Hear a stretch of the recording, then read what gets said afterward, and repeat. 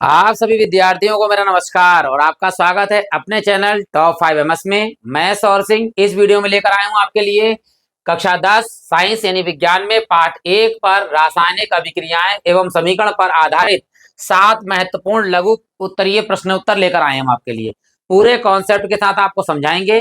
Video अच्छा लगे तो आप लाइक कर सकते हैं, कोई कमी दिखे या बहुत अच्छा लगे तो आप कमेंट बॉक्स में कमेंट भी कर सकते हैं। इसी चैनल पर आपके लिए इंग्लिश की क्लासेस, गणित की क्लासेस और विज्ञान की क्लासेस लगातार मिलती रहेंगी। अगर आप हमारे चैनल में लगातार जुड़े रहना चाहते हैं तो हमारे चैनल को सब्सक्राइब कर सकते हैं, बेल आइकन दबा सकते हैं ताकि आपको लगातार वीडियो प्राप्त होते जाएं। फिलहाल शुरू करते हैं ये 7 लघु प्रश्न उत्तर। लेकिन इसके बाद में आप जो है एक बार प्लेलिस्ट में जाइएगा, अपनी सुविधा के अनुसार बाकी चीजें देख सकते हैं। फिलहाल शुरू करते हैं एक एक करके सातों प्रश्न उत्तर। तो पहला जो प्रश्न है वो ये है कि वायु में जलाने से पहले मैग्नीशियम रिबन को साफ क्यों किया जाता है। तो इसलिए साफ किया जाता है क्योंकि मैग्नीशियम जो है वो अधिक क्रियाशील वाला तत्व होता है जो ऑक्सीजन से क्रिया करके मैग्नीशियम ऑक्साइड बनाता है, जिसमें मैग्नीशियम के ऊपर जो ऑक्साइड की परत जम जाती है जिससे वो जल्दी जलेगा नहीं, और इसमें धूल गर्द वगैरह सब होती है। तो उसको साफ करने के लिए जो है वो मैग्नीशियम को पहले साफ किया जाता है। तो देखिए हम आपको पूरा बताते हैं, थ्योरी वगैरह सब कुछ। लेकिन पहले मैग्नीशियम जो है वो ऑक्सीजन से क्रिया करता है यानी O2 से, और बनाता है मैग्नीशियम ऑक्साइड। इसकी परत जम जाती है जिससे जल्दी जलता नहीं है, इसलिए इसे साफ करना जरूरी है। और ध्यान दीजिए यहाँ पर ये कंकाली रासायनिक अभिक्रिया है, इसे संतुलित रासायनिक अभिक्रिया बनाते हैं। यहाँ मैग्नीशियम का परमाणु कितना है, एक। यहाँ मैग्नीशियम का परमाणु कितना है, एक, बराबर है। यहाँ पर मैग्नीशियम का परमाणु कितना है ऑक्सीजन का, दो। यहाँ पर ऑक्सीजन के परमाणु कितने हैं, एक। तो यहाँ किससे गुणा करनी पड़ेगी, दो से। तो यहाँ दो से हमने गुणा कर दी। अब ऑक्सीजन तो दो हो गए लेकिन मैग्नीशियम भी दो हो गए, तो यहाँ पर मैग्नीशियम की दो से गुणा कर देंगे और ये हो गई हमारी संतुलित रासायनिक अभिक्रिया। अब इसकी थ्योरी बताते हैं, देखिए हम आपके लिए कि ध्यान दीजिएगा कि मैग्नीशियम अधिक क्रियाशील होने के कारण सामान्य परिस्थितियों में भी वायु में उपस्थित ऑक्सीजन से संयोग करके मैग्नीशियम ऑक्साइड यानी कि MgO भी बताया था हमने आपके लिए, MgO मैग्नीशियम ऑक्साइड बनाता है, जिससे मैग्नीशियम रिबन के ऊपर मैग्नीशियम ऑक्साइड की जो परत है मैग्नीशियम ऑक्साइड की, ये उसके ऊपर चढ़ जाती है यानी परत चढ़ जाती है। इस परत को यह तथा अन्य अशुद्धियां जो है, कौन कौन सी अन्य अशुद्धियां हैं, वह है जैसे धूल, कण, नमी आदि को हटाकर शुद्ध मैग्नीशियम प्राप्त करने के लिए इसे वायु में जलाने से पहले साफ कर लेना आवश्यक होता है, क्योंकि मैग्नीशियम ऑक्साइड की परत जम चुकी है और मैग्नीशियम में प्राप्त करना है, इसलिए उसकी परतों को यानी साफ कर लेते हैं और शुद्ध मैग्नीशियम प्राप्त होता है जो आसानी से बाद में जल जाता है। ये हमारा पहले प्रश्न का उत्तर हो गया है। अब बढ़ते हैं दूसरे प्रश्न की ओर। देखिए जो कह रहा है यहाँ पर क्या, कि किसी पदार्थ यानी एक्स कोई पदार्थ है के विलयन का उपयोग सफेदी करने में होता है। ठीक है, यानी जो सफेदी करने में जो जिसका प्रयोग होता है उसका नाम क्या, नहीं एक्स का नाम क्या है ये पूछ रहा है। तो सफेदी करने के लिए चूना का प्रयोग करते हैं यानी कि कैल्शियम ऑक्साइड का। यानी पहले जो याद रखना कि कैल्शियम ऑक्साइड का प्रयोग करते हैं, इसे बोलते हैं बिना बुझा चूना। बिना बुझा चूना प्रयोग करते हैं, यानी इस एक्स का जो मान है वो है हमारा कैल्शियम ऑक्साइड। पदार्थ एक्स का नाम तथा इसका सूत्र लिखिए। तो इसका नाम क्या है, इसका नाम है कैल्शियम ऑक्साइड,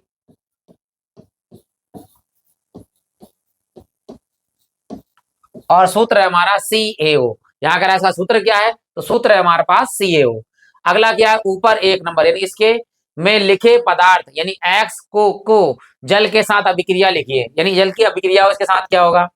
तो कैल्शियम ऑक्साइड की अगर अभिक्रिया हम जो है वो जल के साथ करें, H2O के साथ करें, तो क्या बनता है। देखिए यहाँ पर जो है ये बिना बुझा चूना, बिना बुझा चूना, और ये हमारा जल का सूत्र है H2O। इसका नाम क्या है, कैल्शियम ऑक्साइड। जब इसकी जल से अभिक्रिया होती है तो बनता है हमारे पास में CaOH का होल ट्वाइस। इसे का नाम है बिना बुझा चूना, बिना वो सॉरी बुझा चूना। बिना बुझा चूना तो ये है बुझा हुआ चूना, बुझा चूना। और इसका दूसरा नाम है कैल्शियम,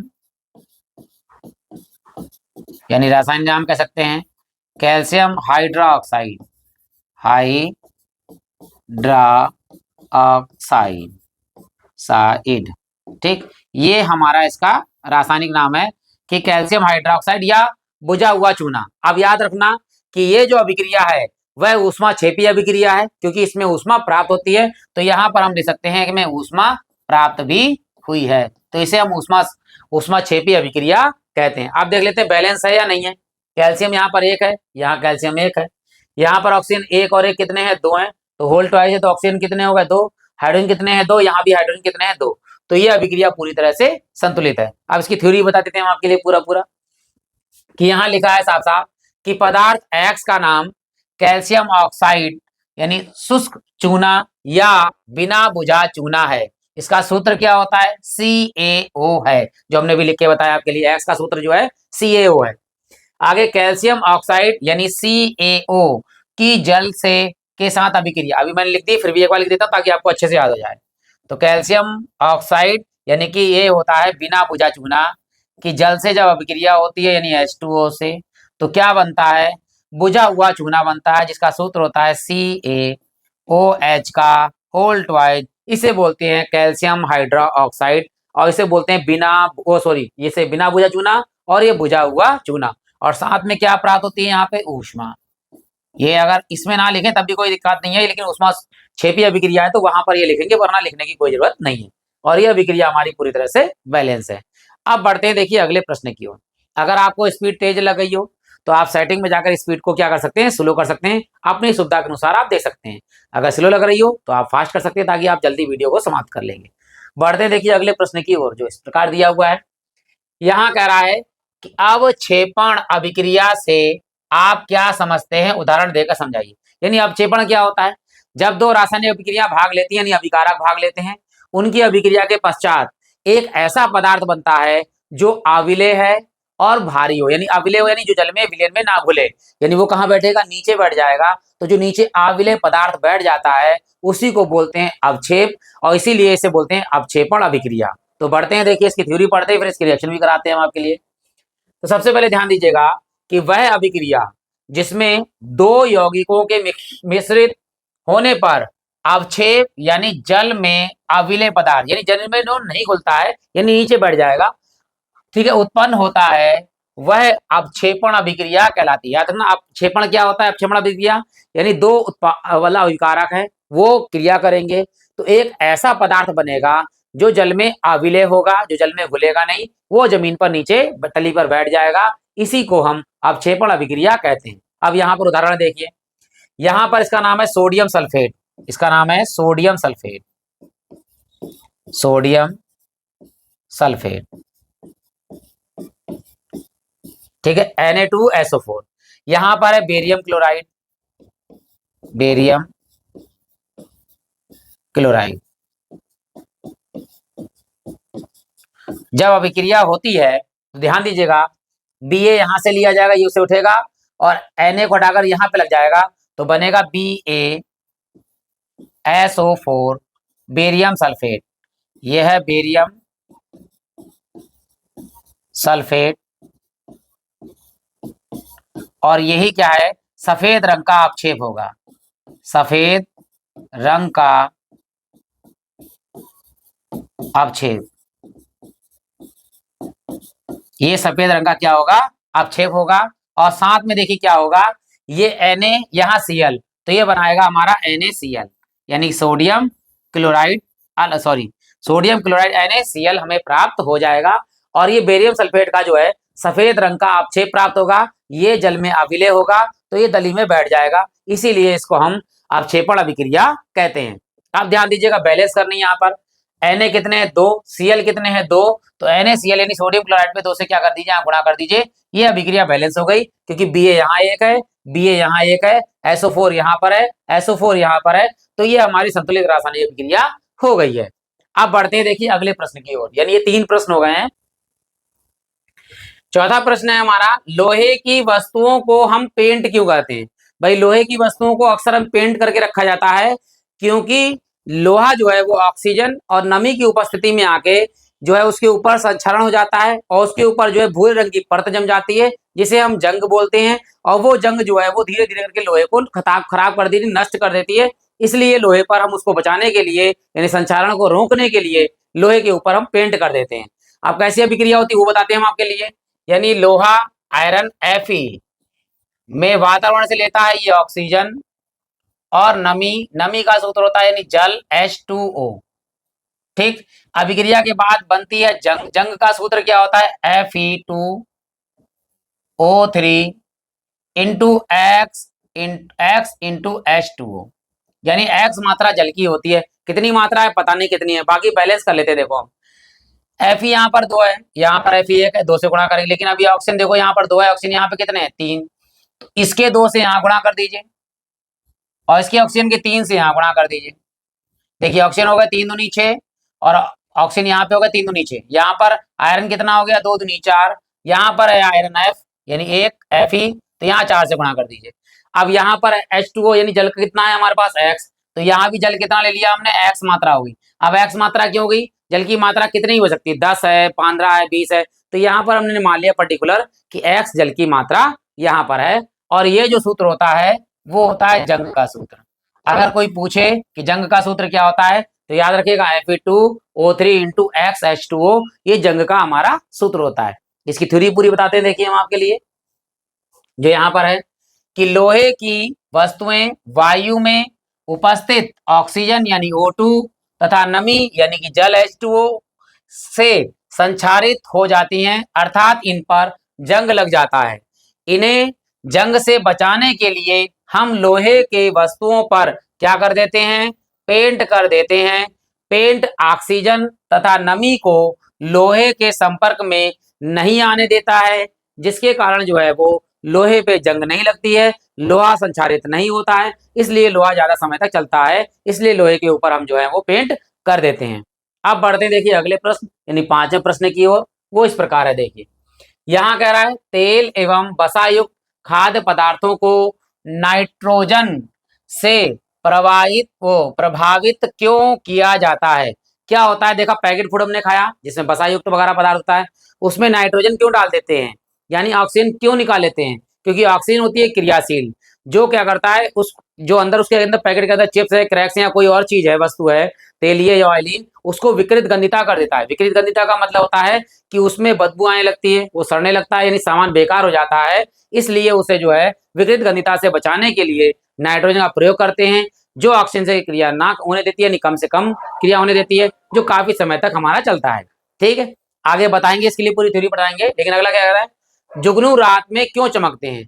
जुगनू के अंदर पाया जाता है एक प्रोटीन और एक पाया जाता है एंजाइम्स। ठीक है, इन प्रोटीन और एंजाइम्स में आपस में क्रिया होती है और क्रिया होने के पश्चात जुगनू जो है वो चमकते हैं, उसे बोलते हैं कोल्ड लाइट। कोल्ड लाइट मतलब ठंडा प्रकाश, ठंडा प्रकाश होता है, इसलिए जुगनू जो है वो रात में चमकते हैं। इसकी भी थ्योरी पूरी बताएंगे हम आपके लिए।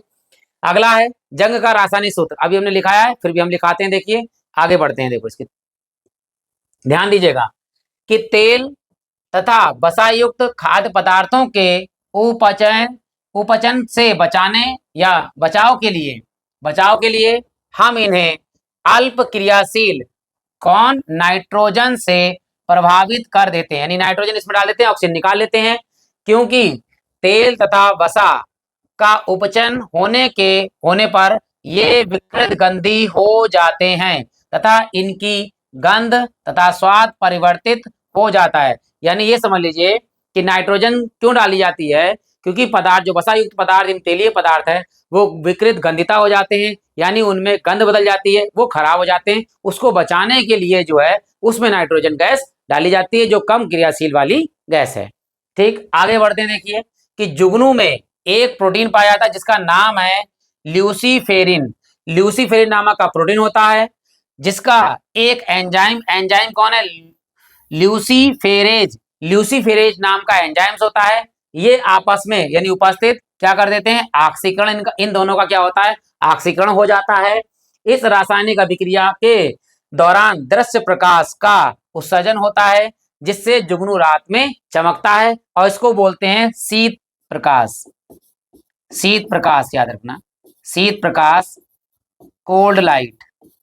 कोल्ड लाइट यानी कोल्ड लाइट होती है जिसे जुगनू चमकता है, रातों में जुगनू चमकता है, उसे कोल्ड लाइट भी कहा जाता है। ये याद रखना। और जुगनू के अंदर पाया क्या जाता है, जुगनू के अंदर प्रोटीन पाया जाता है जो होता है ल्यूसीफेरिन नामक का प्रोटीन पाया जाता है। और एंजाइम्स कौन सा है, वो है ल्यूसीफेरेज नाम का एंजाइम्स है जो आपस में ऑक्सीकरण होकर चमकता है। इसे हम जो है इसलिए रात में जो है वो इन दोनों की अभिक्रिया के बाद में रात में जुगनू चमकते हैं, जिसे हम शीत प्रकाश या कोल्ड लाइट के नाम से भी जानते हैं। और हमारे पास जो जंग का सूत्र है वो भी है, देखिए Fe2O3 इंटू एक्स H2O, जो अभी हमने रिएक्शन पूरी करके बताया था। तो ये हमारा जंग का सूत्र है, यानी तीसरा हमारे पास जंग का रासायनिक सूत्र वो ये हो गया हमारे पास। अब बढ़ते हैं देखिए अगले प्रश्न की ओर। अब हमारे पास में ये क्वेश्चन है छठा वाला, देखिए इसमें पहला पॉइंट कह रहा है कि ऊष्मीय वियोजन अभिक्रिया का एक उदाहरण दीजिए। ऊष्मीय वियोजन अभिक्रिया का मतलब क्या होता है, जब हम किसी वस्तु को गर्म करें और वो वियोजित यानी अलग अलग भागों में बढ़ जाती है तो उसे हम ऊष्मीय वियोजन अभिक्रिया कहते हैं। तो देखिए इसमें क्या उदाहरण ऊष्मीय वियोजन का, कि पोटेशियम क्लोरेट, पोटेशियम क्लोरेट का सूत्र होता है KClO3 को जब गर्म करने पर इनका पोटेशियम क्लोराइड यानी KCl तथा ऑक्सीजन O2 में वियोजित हो जाता है, अलग अलग हो जाते हैं, ऊष्मीय वियोजन अभिक्रिया होती है। देखो जैसे कि पोटेशियम क्लोरेट है KClO3, पोटेशियम क्लोराइड को जब हम ऊष्मा देते हैं यानी उसमें वियोजन कराते हैं यानी गर्म करते हैं, तब ये हमारे पास पोटेशियम क्लोराइड अलग हो जाता है और ऑक्सीजन अलग हो जाता है। अलग अलग हो जाने को वियोजन कहते हैं और ऊष्मा दिया जाता है इसलिए इसे ऊष्मीय वियोजन कहते हैं। ये हमें याद रखना है।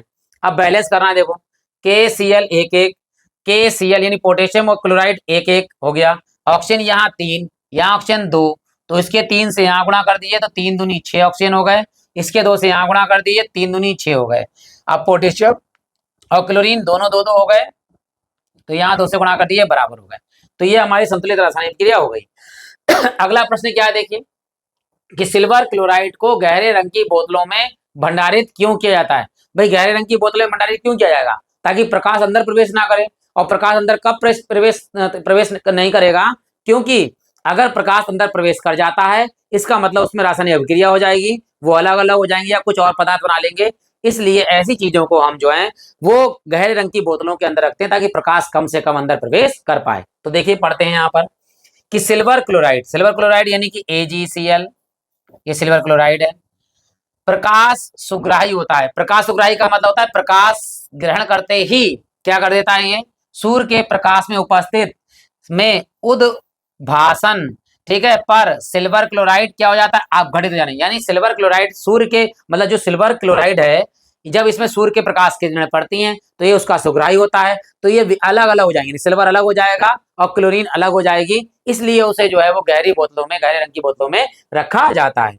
तो ये क्या हो रहा है, ये अपघटित हो जा रहा है प्रकाश से, सूर्य के प्रकाश से। ध्यान दीजिएगा यहाँ लिख देते हैं सूर्य के प्रकाश से, सूर्य का प्रकाश, और ये क्या हो जा रहा है, अपघटित हो जा रहा है, यानी सिल्वर हमारा Ag अलग हो जाएगा और प्लस में क्लोरीन गैस जो है अलग निकल जाएगी। ठीक ठीक है, अतः सिल्वर क्लोराइड को गहरे रंग की बोतलों में भंडारित किया जाता है ताकि ये अपघटित ना हो सके, याद रखना। अब यहाँ पर AgCl एक एक है, यहाँ Ag एक है, लेकिन सिल्वर मतलब क्लोरीन गैस मतलब क्लोरीन 2 है, तो यहाँ 2 से गुणा कर देते हैं, सिल्वर 2 हो गए तो सिल्वर में 2 Ag से 2 से गुणा कर देते हैं तो Ag भी 2 हो गए, यानी ये रासायनिक अभिक्रिया हमारी कंप्लीट हो गई है। कुछ कमी रह गई है, उस कमी को हम धीरे धीरे करके दूर करेंगे। अगर आपको स्पीड तेज लगे तो आप स्लो करके पढ़ सकते हैं, स्लो लगे तो तेज करके पढ़ सकते हैं। अब आप क्या कर सकते हैं, एक सवाल और रह गया वो भी हम आपको करा देते हैं और बाद में आप जो है एक बार प्ले लिस्ट में जाकर अपनी सुविधा के अनुसार बहुत सारी चीजें देख सकते हैं। तो बढ़ते हैं देखिए अंतिम प्रश्न की ओर, जो लिखा हुआ है देखिए इस प्रकार कि संतुलित रासायनिक समीकरण किसे कहते हैं। आप संतुलित रासायनिक समीकरण उसे कहते हैं जिसमें अभिकारकों में परमाणुओं की संख्या यानी परमाणु संख्या और उत्पाद जो बनते हैं उनमें परमाणु संख्या दोनों में आपस में कैसी हो जाती है, बराबर हो जाती है। तो इस पूरे प्रोसेस को यानी इस पूरे सिस्टम को हम संतुलित रासायनिक अभिक्रिया कहते हैं। अगर अभिकारकों में परमाणु संख्या कम या ज्यादा हो या उत्पादों में कम या ज्यादा हो तो वह संतुलित रासायनिक अभिक्रिया नहीं होती है, उसे हम ढांचा रासायनिक अभिक्रिया या कंकाली रासायनिक अभिक्रिया के नाम से जानते हैं। अब देखिए यहाँ पर क्या है, सबसे पहले किसी रासायनिक अभिक्रिया में भाग लेने वाले अभिकारकों तथा प्राप्त उत्पाद अभिकारक जो अभिक्रिया में भाग लेते हैं तथा उत्पादकों या प्राप्त बनते हैं में उपस्थित विभिन्न तत्वों के परमाणुओं की, ध्यान दीजिए, परमाणुओं की संख्या जो है वो कैसी होनी चाहिए, समान होने पर समीकरण जो है संतुलित रासायनिक समीकरण कहलाती है। याद रखना, अभिकारकों में तत्वों के मतलब परमाणु जितनी संख्या है और उत्पादों में परमाणु संख्या दोनों आपस में अगर बराबर है तो उसे हम संतुलित रासायनिक विक्रिया कहते हैं। दूसरा प्रश्न क्या है, देखिए, आप कैसे कहेंगे कि निम्नलिखित रासायनिक समीकरण संतुलित है। यहाँ देखिए Na के परमाणु कितना है, 1। यहाँ देखिए Na का परमाणु कितना है, 1, बराबर है, ठीक। Cl का परमाणु कितना है, यानी क्लोरीन का 1। यहाँ क्लोरीन का परमाणु कितना है, 1, यानी ये भी बराबर है। Ag कितना है यहाँ पर, 1। Ag कितना है यहाँ पर, 1। Na कितना है, 1। Na कितना है, 1।